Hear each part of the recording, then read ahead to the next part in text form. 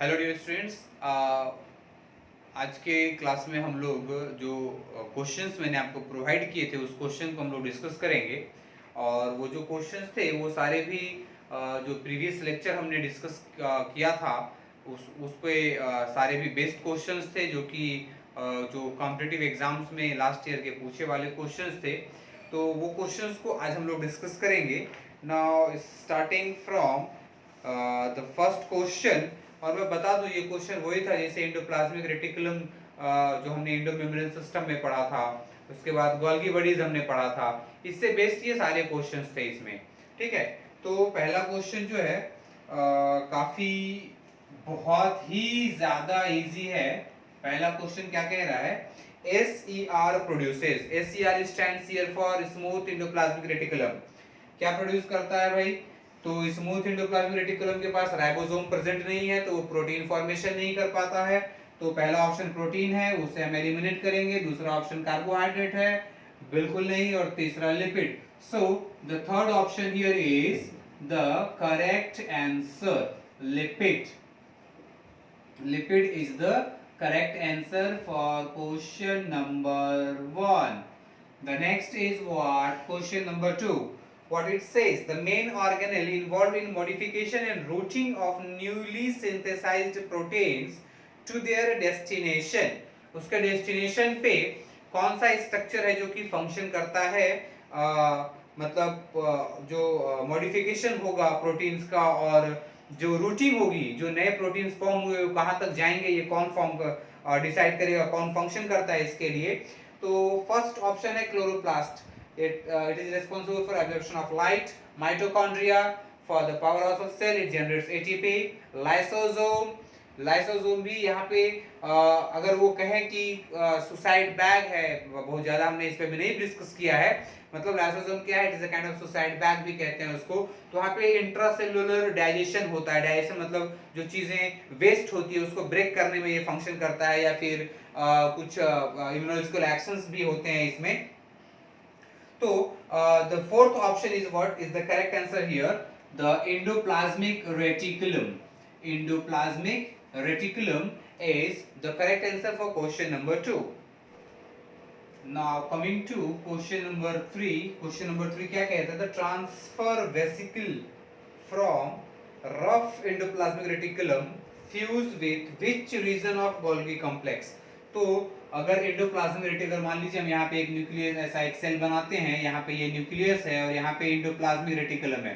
तो यहाँ से स्टार्ट होगा, मान लीजिए गोल्गी कॉम्प्लेक्स, ये है गोल्गी कॉम्प्लेक्स। ठीक है, तो ये जो पार्ट होगा this is what called as cis part and this one is called as trans part of the Golgi apparatus। ठीक है, तो किस से फ्यूज होता है? तो पहला ही ऑप्शन है यहाँ पे जिसे कह रहा है कि सिस रीजन। बाकी मीडियल, ट्रांस, प्रोटीन आर्म्स, ये सारे कुछ भी करेक्ट नहीं होंगे। Now coming to the question number 4। Question number 4 क्या कहता है? Which of the following is related to glycosylation of protein.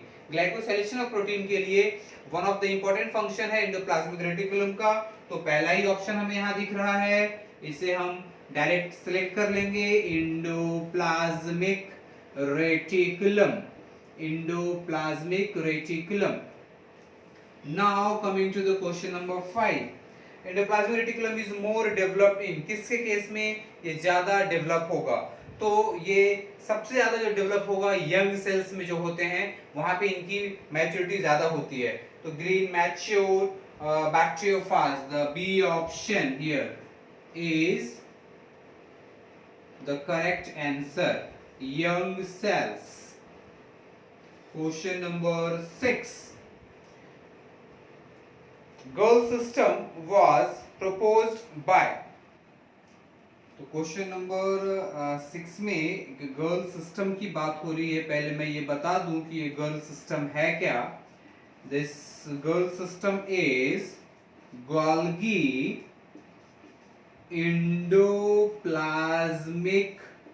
Reticulum. Golgi endoplasmic reticulum lysosomal system. और ये जो सिस्टम था ये दिया गया था नोविकोव के थ्रू, जो कि ऑप्शन सी है। Novikov. So the correct answer here for question number 6 is C. Now coming to question number 7. Sarcoplasmic reticulum is related with, अब ये सार्कोप्लाज्मिक रेटिकुलम क्या है? ये जो सार्को, जैसे मसल्स के केस में एंडोप्लाज्मिक रेटिकुलम को सार्कोप्लाज्मिक रेटिकुलम कहते हैं, ठीक है। तो उनका जो मेन फंक्शन होता है वो कैल्शियम को रिलीज करते हैं, क्योंकि मसल्स के कॉन्ट्रैक्शन और रिलैक्सेशन के लिए कैल्शियम का एक बहुत बड़ा इंपॉर्टेंट रोल है। तो फर्स्ट ऑप्शन प्रोटीन सिंथेसिस दिया है, hormone synthesis, and the third option is release of calcium ions and contraction of muscles. So here C is the correct answer. Release of calcium ions and contraction of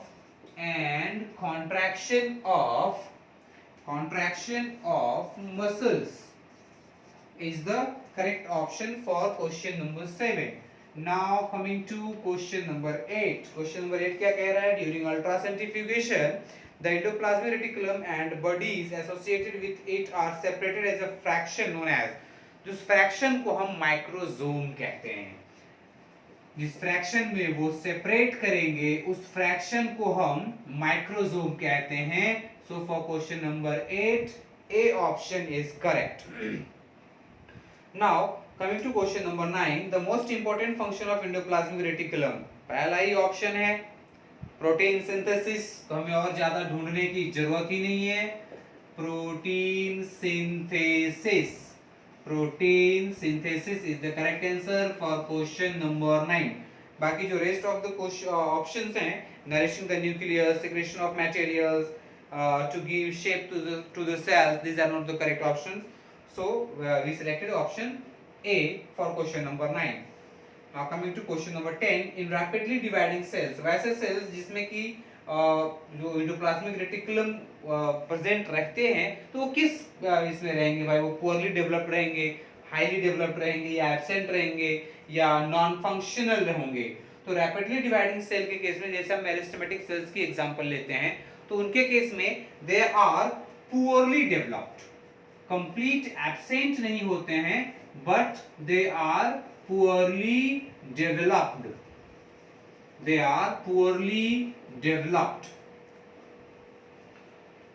now coming to question number 11, this is a very easy matching type का question है।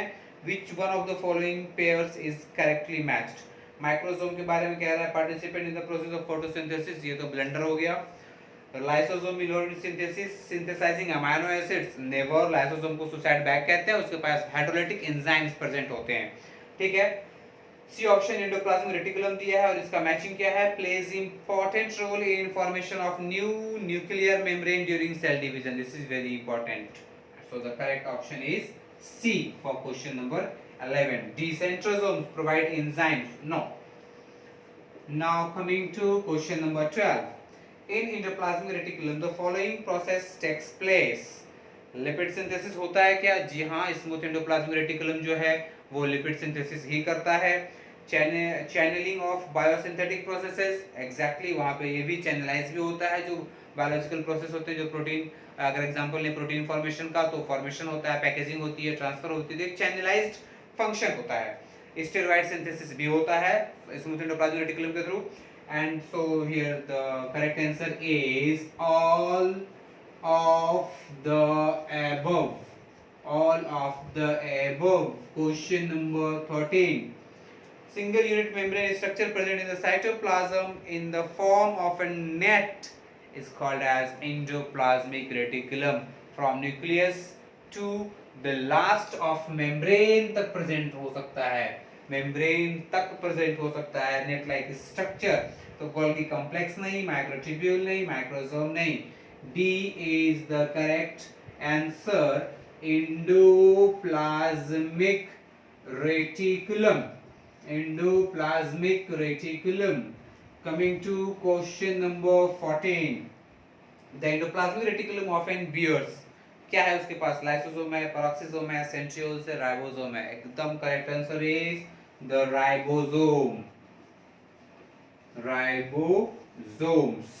Question number 15, ये क्या कह रहा है? when the region of endoplasmic reticulum are studded by ribosome on their outer surface of the cisternae, it is called as, मतलब वैसा part जहां पे राइबोसोम भरा पड़ा है, राइबोसोम प्रेजेंट है, उसको हम क्या कहेंगे? उसको हम कहते हैं भाई रफ एंडोप्लाज्मिक रेटिकुलम, जिसका दूसरा नाम ग्रैनुलर एंडोप्लाज्मिक रेटिकुलम भी है। तो यहाँ पे सी ऑप्शन में हमें ये देखने को मिल रहा है, granular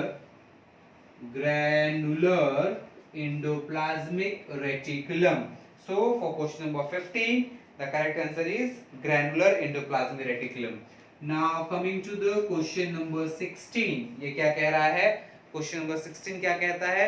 The fine network of single unit membrane distributed extensively throughout the cytoplasm in the cell. This is what again the endoplasmic reticulum. So here endoplasmic reticulum present as fourth option, endoplasmic reticulum. Endoplasmic reticulum is the correct answer for question number 16. Coming to question number 17, क्या कह रहा है? The endoskeleton of cell is made up of, जो internal skeleton कह रहा है, endoskeleton, ये cell wall तो बाहर हो गया, cytoplasm, mitochondria, again the correct answer is here B, the endoplasmic reticulum. So we are done with 17 questions. Now we are left with only 23 questions and further we will discuss in the same lecture. हाँ तो बच्चों, coming to the question number 18. Question number 18 क्या कह रहा है, इसे देखते हैं.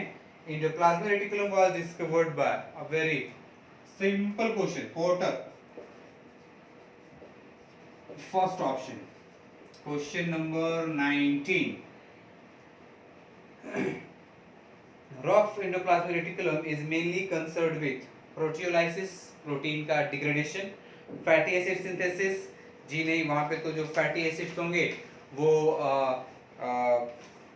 स्मूथ एंडोप्लाज्मिक रेटिकुलम का फंक्शन हो जाएगा. पेप्टाइड बॉन्ड फॉर्मेशन, यहाँ पे हम ये लिख सकते हैं C option, peptide bond formation, peptide bond formation. Question number 20, which of the following is responsible for mechanical support, enzyme transport and protein synthesis? Which of the following is responsible for mechanical support, enzyme transport and protein synthesis? Dictyosomes, cell membrane, mitochondria, endoplasmic reticulum. तो ये protein formation और जितने भी enzymes होते हैं, these all are proteins. So here the correct answer is D, endoplasmic reticulum. Question number 21, list stable endoplasmic reticulum is, जो सबसे कम stable है वो होता है स्मूथ एंडोप्लाज्मिक रेटिकुलम, जो कि बी ऑप्शन में दिया हुआ है. Smooth endoplasmic reticulum is the list stable. Question number 22, question number 22 क्या कह रहा है? गोल्गी बॉडीज ऑरिजिनेटेड फ्रॉम, वो हम जानते हैं कि गोल्गी बॉडीज कहाँ से ओरिजिनेट करता है भाई, तो वो एंडोप्लाज्मिक रेटिकुलम से ही ओरिजिनेट करता है. So the answer is endoplasmic reticulum and it is present as B option in question number 22. The next is question number 23, which is not function of Golgi bodies, which is not function of Golgi bodies. पहला कह रहा है secretion, secretion का काम होता है. Formation of plasma membrane में भी गोल्गी बॉडीज के फंक्शंस होते हैं. फैट सिंथेसिस वो नहीं करते हैं, और सेल वॉल फॉर्मेशन में भी गोल्गी बॉडीज का बहुत इंपॉर्टेंट रोल होता है. So the correct answer here is C, fat synthesis. Fat synthesis. Coming to question number 24, flattened sacs of Golgi bodies are separated from each other. मतलब जो flattened sacs है, जिसे हम cisternae कह रहे हैं Golgi bodies के केस में, वो एक दूसरे से कितने स्पेस पे होते हैं? That is what the 30 angstrom, which is the D option, 30 angstrom. हाँ तो बच्चों, coming to question number 25 क्या कह रहा है? In plant cell the number of Golgi bodies increases during, plant cell के केस में number of Golgi bodies increase करता है किस समय पे? पहला ऑप्शन कह रहा है cell division, photosynthesis, translocation, respiration. Golgi bodies का एक बहुत इंपॉर्टेंट काम होता है सेल वॉल के फॉर्मेशन के टाइम पे ड्यूरिंग सेल डिवीजन। तो जब भी सेल डिवीजन हो रहा होगा तो वहां पे सब जो गोल्गी बॉडीज का जो नंबर होता है वो इंक्रीज कर जाता है। सेल डिवीजन फॉर, क्योंकि एक सेक्रेटरी फंक्शन करता है, इनके सेक्रेटरी फंक्शंस होते हैं, तो वो सेल वॉल के फॉर्मेशन में फंक्शन करता है। Now coming to the question number 26। Question number 26 क्या कहता है? The Golgi apparatus contains, the Golgi apparatus contains DNA, second option RNA, third phospholipids, protein, enzymes, vitamin C, और फोर्थ ऑप्शन कह रहा है प्रोटीन, लिपिड, प्रोटीन। तो यहाँ पे सी ऑप्शन जो होगा क्वेश्चन नंबर 26 का वो करेक्ट आंसर होगा। Coming to 27, in plant cells the dictyosomes are derived from, तो डिक्टायोसोम्स कहाँ से डिराइव होता है भाई? तो it is derived from endoplasmic reticulum और प्लाज्मा मेम्ब्रेन और माइटोकॉन्ड्रिया और tonoplast. Very simple answer, the endoplasmic reticulum. Again A option, here is the A option, endoplasmic reticulum. Coming to question number 28, Golgi bodies are absent in, हम जानते हैं Golgi bodies जो cell organelles होते हैं वो prokaryotes के case में absent होते हैं, और यहाँ पे ऑप्शन में प्लांट्स, एनिमल और यूकैरियोटिक सेल्स, ये सारे एक प्लांट्स, एनिमल्स, यूकैरियोटिक सेल्स में आ जाते हैं, and bacteria comes under prokaryotes. So the B option is the correct answer for question number 28. Now coming to question number 29. क्या कह रहा है? Golgi apparatus is bound by cellulose, hemicellulose, pectins. किसी से भी नहीं, none of the above, none of the above. Okay, so we are on question number 30. ये क्या कह रहा है? Secretory and membrane proteins are processed in, secretory and membrane proteins are processed in, किसके में प्रोसेसिंग होगी भाई? पेरोक्सिसोम में होगा, ग्लाइकोसिसोम में होगा, गोल्गी कॉम्प्लेक्स में होगा और स्फेरोसोम। तो सेक्रेटरी फंक्शन तो गोल्गी कॉम्प्लेक्स करता है, तो यहाँ पे C option, Golgi complex, Golgi complex. Question number 31,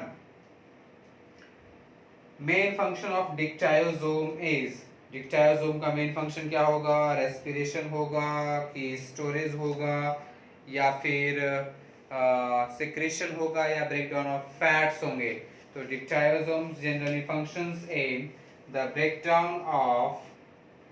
breakdown of fat. So here D option is the correct one. 31, okay, D option, break down of fats. Question number 32, the scattered sacs of Golgi in plants are called as, they are called as what? They are called as dictyosomes. Okay, scattered sacs, they are called as dictyosomes.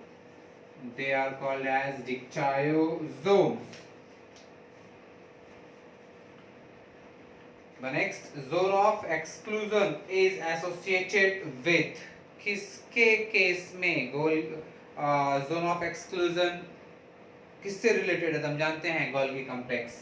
तो question number 33 क्या होगा?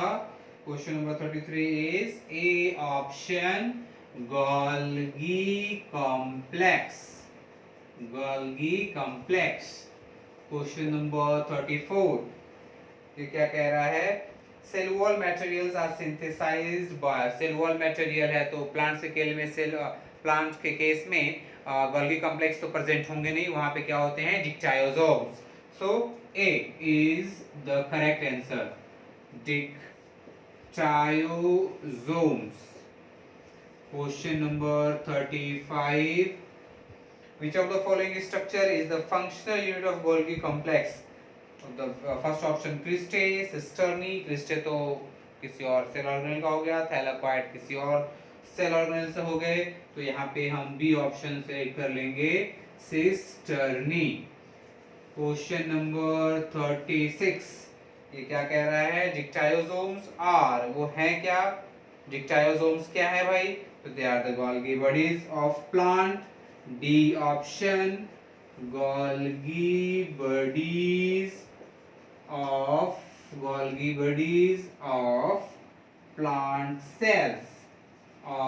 plant cells. Okay, question number 37, Golgi bodies are maximum किसके case में होगा भाई, calyptrogen, root tip, root cap. जो tip होता है वो मेरिस्टेमेटिक सेल्स वहां प्रेजेंट होते हैं, कैप में एक तरह से यंग सेल्स होते हैं, तो यहाँ पे सी ऑप्शन को हम लेंगे, root cap. Question number 38, the enzyme present in Golgi bodies is, इनके केस में कौन सा एंजाइम प्रेजेंट होगा, PEP carboxylase transferase, thiamine ligase, glycosyl transferase, D option, glycosyl transferase. Okay, for the sake of glycosylation. Question number 39, question number 39 क्या कह रहा है, the major role of Golgi bodies is glycosidation, C option, glycosidation, क्योंकि glycosidation जो है ये one of the process है for modification of proteins. Now coming to the last one, last question क्या कह रहा है, endoplasmic reticulum is in continuation with nuclear wall, the B option, nuclear wall. Okay, so here students we are done with all the questions which I have provided you as assignment, और जो sheet में मैंने आपको questions दिए थे वो सारे भी कंप्लीट हो चुके हैं, ठीक है। तो अब नेक्स्ट लेक्चर में हम लोग नेक्स्ट कुछ तो भी थ्योरी डिस्कस करेंगे, जो आगे का जो पार्ट है एंडोमेम्ब्रेन सिस्टम में जो हमारा कुछ बच गया है उसे हम डिस्कस करेंगे, और बाकी की थ्योरी हम लोग डिस्कस करते रहेंगे। Okay, thank you very much.